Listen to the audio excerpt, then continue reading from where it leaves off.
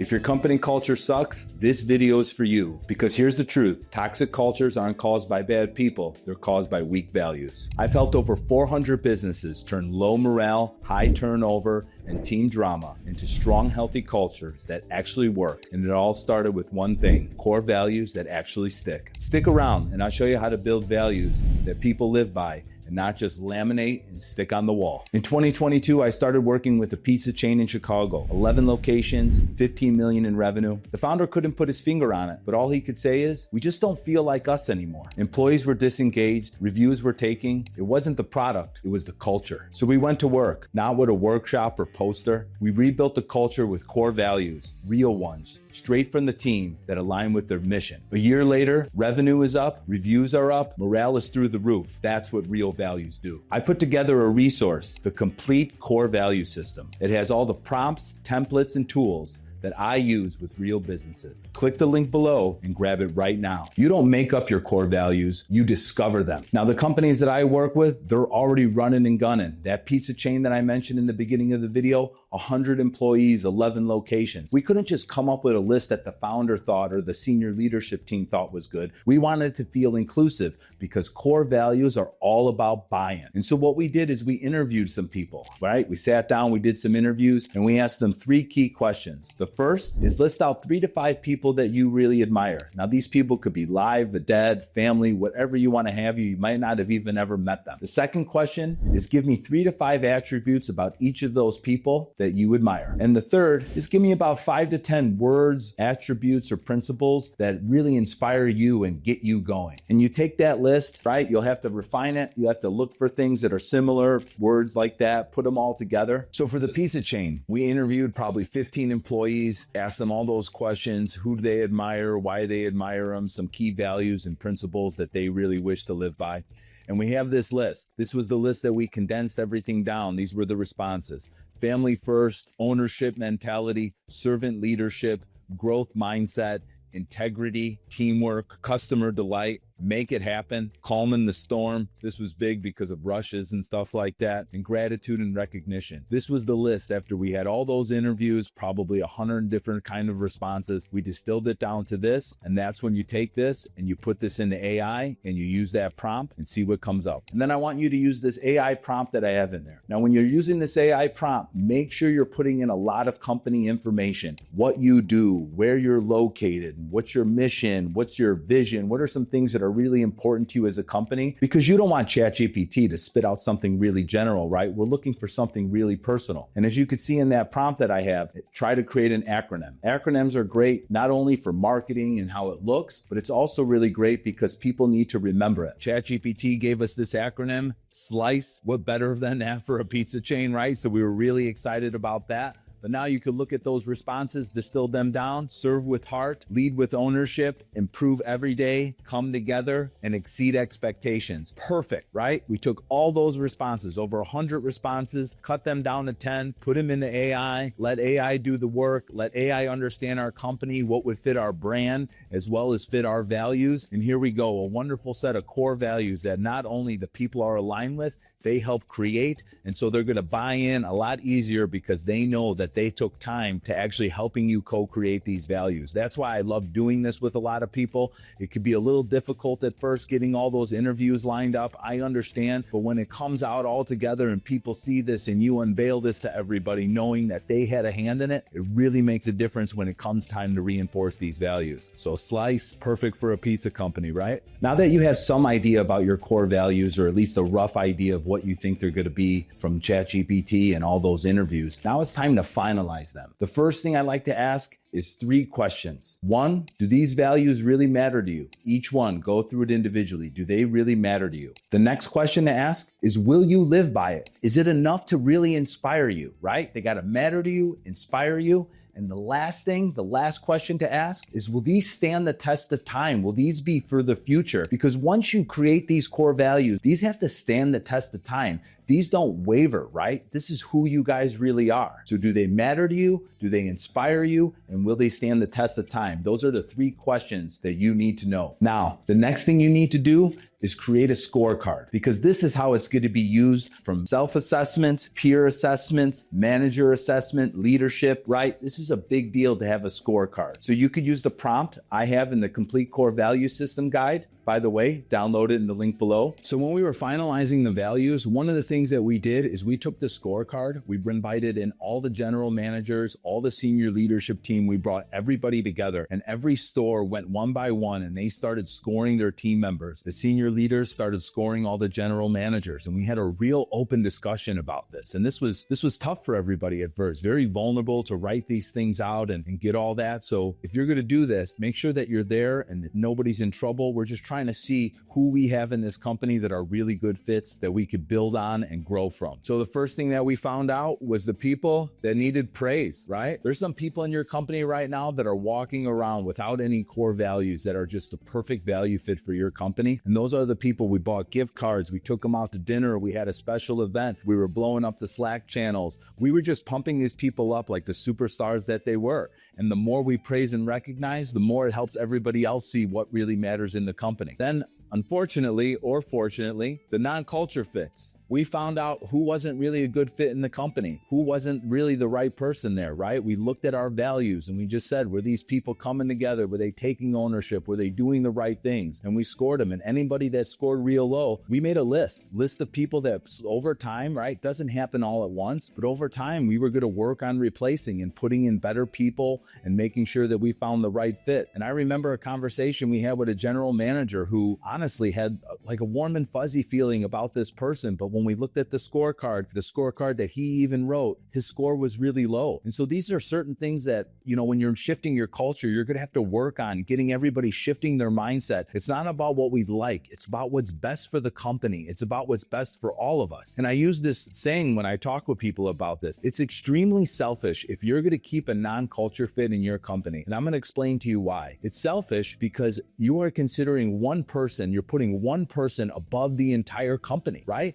And that's going to affect how someone else could take care of their family, how someone else is going to get in their life, how someone else is going to grow in your company. So these non-culture fits, they got to go. And I don't care how much it hurts your business. I'm not saying that it's got to hurt it. You got to go really fast, but you got to work towards this. I think it took us almost 6 months, one by one, to remove one, replace one, remove one, replace one. We didn't just pull the rug out overnight, but this has to happen if you're going to build a culture that you really like. I don't care how long they've been with you. They're toxic and they gotta go. The next area that you want to be using these core values or finalizing them to be using in your company is in your onboarding. I really think that not only when someone comes into your company that you are training them on how to do their job, you're training them how to interact with the culture and what really matters in your values. So once again, use that prompt I have. I love creating a 30-day training for people to get up to snuff on the core values. Just type it in there. I have each of the weeks in there that are kind of designated, and then just follow that process. But this is really important when you're finalizing your core values so that you have a great onboarding procedure. Then next is a rollout strategy, right? So we did all the interviewing. We got everything set up. We're finalized with it. Now it's time to roll this out for the company. So once again, there's a GPT prompt that you could type in there to build out a 90-day rollout strategy. I love 90 days. And I also wrote a message from the leadership team or from the founders and what to expect on these next 90 days when you're rolling this out for everybody. So this will be really cool for you guys to put this all together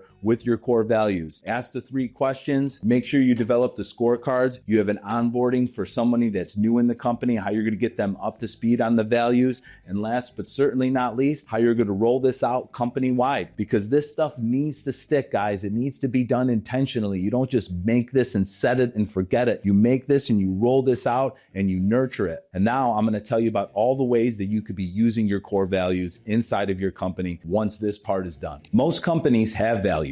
Few use them. Here's how the best companies integrate their values on a daily basis. So Number one, hiring. This is key, right? You got to make sure that you're using your values when you're bringing people into your company, making sure, most of all, knowing which ones aren't good fits for your company. That's key. So the hiring process is where the core values really come into play. The second place, well, that's going to be in your onboarding, right? So after I hire you, now we think we have a core value fit. Now I'm going to train you intentionally on that, intentionally on our values. So next, you want to use them in your onboarding. You want to be talking about them, referring people in the company that really embody these values, making sure they're understanding it. And if you were watching the video earlier, we have a whole process on how you could use this inside of your onboarding. I have a 30-day process that I think is absolutely wonderful. Next, right, we have hiring, onboarding. I love to use them in team meetings. Talk about a value at a meeting. Bring it up. Ask people how they feel about it. When someone's demonstrating that value, call it out right then and there. Make sure everybody in the company knows that that's really important. And the more people see you recognizing the values, the more that other people are going to start doing things to get that same recognition. That's just how it works. Now, after meetings, the next place that you could start using your values on a daily basis is in your performance reviews. Now, depending on your company, some people like to do these every 90 days, 6 months, or a year. It really doesn't matter, but this is a perfect time to talk about their values, right? Because we have two facets in the company, not only how you do your job, but who you are as you're doing that job, right? Because if I'm really good at getting my stuff done at my job, but I'm toxic with my manager, I'm not good with my colleagues, that just affects everything in the company. And so make it a part of your performance reviews, because that is part of their performance. And the last place that you could do this internally is in your culture. Now, I know I joked about posting them on a wall, but yes, you want to post them on the wall so that you could be referencing them all the time, seeing them. I like giving little shout outs inside of Slack channels or whatever you're using to communicate internally, but that's super important. Now, these are all the ways that you could use it internally in your company, inside the company: hiring, onboarding, meetings, performance reviews, and culture. These are the 5 best ways inside the company to be using your values on a daily basis so that they stay alive, so they stay a part of the culture, so they don't get just tucked away in some drawer in your desk. Now we're going to talk about some external ways outside of the company to be using these values. One is with your vendors or partners. You want to make sure that you have value fits, not only for your people inside your company, but the people outside your company that you're doing business with, because then you're just going to have a toxic relationship. So make sure that you're using your values with your vendors and your partners. I've seen companies demonstrate them, talk about them with other people. You do this while you're making the deal. These are the things that really matter to us. How do you feel about them? So then when anyone's not playing that way and not showing up according to the values, you have a reference point to talk about this, and sometimes even a reference point to end the relationship. Next area, external for the company, is customer service. You want to train your reps to be handling things according to your values so that the people that you are doing business with, people that are buying your product or your service, can feel those values in everything that you do. So make sure your customer service reps are trained up on your values so that they could be demonstrating that, because these people are on the front lines. They're the ones that are really affecting your customers and how they feel about your brand. And if they don't know the values, that's a big problem. Next area that you could be using your values is in your sales and marketing. Use this. Make this a differentiator of your company. Be proud of this. This isn't just some internal thing we do inside our business, right? This is a thing that you want to be shouting from the hilltops. This is who we are. This is what we're about. Why? Because guess who I'm going to attract if I'm putting out my values? People that value that. And wouldn't it just be great if all of your customers were all aligned with your values? I mean, gosh, that would be a thrill, right? That's amazing. And how are you going to attract that unless you're putting it out there in your sales and marketing and using that as a key differentiator from your competitors? Next area is community or brand. You could create communities based on your core values. When you think of some iconic brands like Patagonia, these brands are all based on a certain set of values. And so you're putting that out there is going to help you attract a big community, a brand that has big awareness. And that's really important for you when you're building this company. You want to find that tribe. You want to create that tribe. All tribes, not just company tribes, are built on a certain set of values. The last area is surveys. You know, this kind of ties into customer service, but I like leaving it separate because it is kind of a separate thing. When you think about surveys, you could put out surveys to your customers, to people that you work with as far as vendors, and you could say, these are our values. When you think of us, which value do you experience the most when you're working with us? because then you could really understand what's happening in the company. So if you could look and see at this list, right? We have internal here, we have external here. These are 10 uses that you could be putting in your company with these values, not only so they could stick, so that more people could be coming to your brand, identifying with what you are and raising their hands and saying, yes, those are my values too. I believe in those principles. Now you might be looking at that example list of use and going, oh my God, Angelo, there's so much different stuff. Where do I start? If I was starting to implement this in a company, here's the top 3 places that I would focus on. 1, I would focus on everything internal, nothing external yet. I would focus on the inside. First is hiring, right? You got to talk about this. A couple videos back, I did a video about hiring. The first interview is all about core values and culture and focusing on this being the right fit, talking about our values, talking about what kind of culture we're creating, making sure we're aligned there. So make sure your hiring process is where your values get implemented first, so you are ready to go and someone is coming into the company with fresh eyes. I know that we're going to have to take care of some people that aren't great culture fits. You'll be removing them, putting in new people, and it'll just be a nice cycle. The next is in the onboarding process. This needs to be there when you're talking with people, employee training, their first 30 days. This needs to be just as intentional as when you're teaching them how to do the job. This part really matters because yeah, they could learn how to do the job, but who are they going to be? Those come together, and that's what makes someone great in your company. Not just how they do the job, who they be, and they need to be aligned with your values, aligned with creating a good culture, because that is part of their job as well, not just doing the thing. They are co-creating an environment, co-creating a culture that's based on the values that you and your team has set. So make sure you put in an onboarding. And lastly, meetings, okay? So when you start meetings, the segue, when you open it up, talk about a core value. Have everyone share what that core value really means. Then when you go a little deeper into the meeting, this is one of my favorite things to do, is something called headlines. And what headlines basically are shout outs, right? Shout outs of people on their team that are doing really well, because you got some leaders there. Who on your team deserves a shout out this week in a headline? And you list out some of the people that are demonstrating the values. You get that all right in there, and then you put that all on Slack or your group messaging platform, whatever you're doing, and you blow people up there. You send an email. So a lot really comes from the meetings. You start the meetings with the values,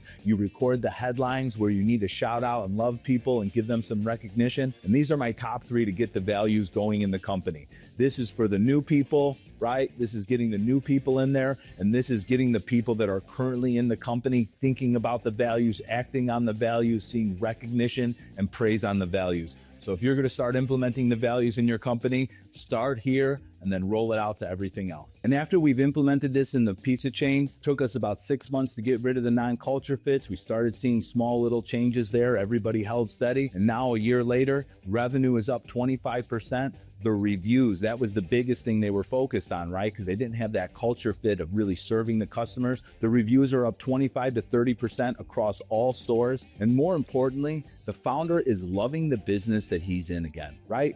How terrible is it to start a business and then wound up not loving it, right? It's punishment, it's abuse. This is all about doing what you love, for who you love, with people you love. Core values aren't fluff. They're the foundation of everything you want to build. So if your team feels off, don't throw another training at it. Start with core values. And don't forget to grab the core value system that I use with that $15 million brand. Inside, you'll get all the prompts, templates, leadership messaging, rollout plan, all done for you. Let's build a company your team is proud to work for. Once you get your core values straight, you'll need the foolproof hiring system so that you could have a team that takes you to the next level. Watch this video to learn how to hire A players that line up with your core values every time. Hey Don, we just got done with the quarterly. How'd it go? Oh, it was amazing. Awesome, brother.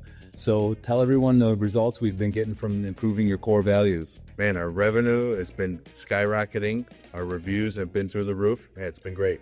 And what would you say to someone that's thinking about downloading our core value system? Just do it. Go ahead. There you have it, buddy.